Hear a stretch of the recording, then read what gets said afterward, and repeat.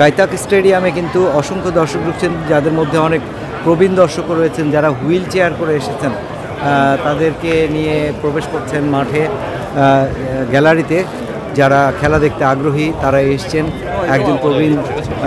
বেশ কয়েকজন প্রবীণ দর্শককে আমরা দেখতে পাচ্ছি এবং তাদের মধ্যে অসুস্থও রয়েছেন যারা হুইল চেয়ার ব্যবহার করছেন, অথচ এই খেলাটা কিন্তু তারা উপভোগ করতে চান, খেলাটা কোনোভাবেই মিস করতে চান না। দেখতে পাচ্ছেন অসংখ্য হংকংয়ের সমর্থক তারা কিন্তু মাঠে প্রবেশ করছেন, নিজেদের টিকিটটাকে স্ক্যান করে নিচ্ছেন এবং টিকিট স্ক্যান করে তারপর তারা প্রবেশ করছেন মাঠে।